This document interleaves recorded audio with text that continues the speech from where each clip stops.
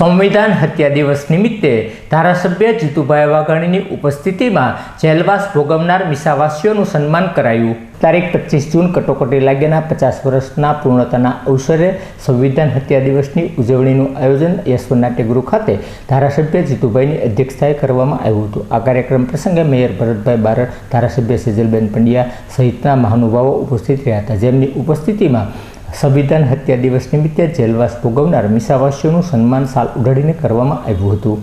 सन्मानित जयप्रकाशभाई राठोड અને પ્રફુલભાઈ પંડ્યા બંને આપણી વચ્ચે ઉપસ્થિત છે। માનનીય ધારાસભ્યશ્રી અને આ કાર્યક્રમના ગોવિલને વિનંતી કરીશ એમનું સ્વાગત કરશો। ભાવનગર મહાનગરપાલિકાના માનનીય મેયર શ્રી ભરતભાઈ બારડ આપણી વચ્ચે ઉપસ્થિત છે, એમને પણ આપણે તાળીઓના ગણતારોથી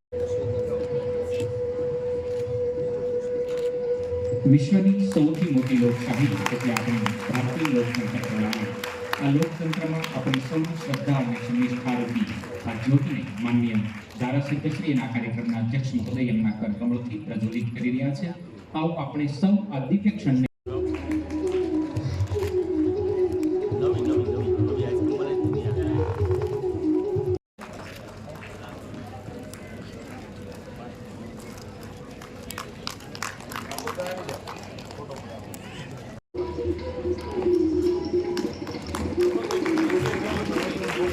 જેઓએ આ સંવિધાનને બચાવવા માટે ખૂબ મોટું યોગદાન આપ્યું છે એવા આપણા વડીલોનું સન્માન થઈ રહ્યું છે।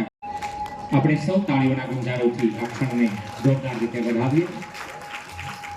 યશોધરભાઈ ભટ્ટ એ સંશયને વિચાર હોઈ શકે કે રાજ્ય સરકાર આ કાર્યક્રમ કેમ કરે। સંવિધાનની ચર્ચા, સંવિધાનની વાતો તમે બધા નાગરિક તરીકે આનાથી ઉપર કોઈ નથી અને સંવિધાનથી ઉપર જવાનો જેમણે પ્રયાસ કર્યો છે એમને દેશની જનતાએ આવા મીસાવાસીઓ 11 મહિના જેલમાં રહીને એમને પ્રતીતિ કરાવી છે। ભવિષ્યમાં કોઈ આ પ્રકારે ઊભા ન થાય ને સંવિધાન માટેનું શિક્ષણ અને લોક જાગૃતિનું કામ એ અવિરતપણે શરૂ રહેવું જોઈએ। મિત્રો, નવી પેઢી, વર્તમાન પેઢી, હું તેમ કહું ભવિષ્યમાં આવનાર પેઢી એ આપણા રૂવાડા બેઠા થઈ જાય એ સ્થિતિમાં માત્ર સત્તા માટે,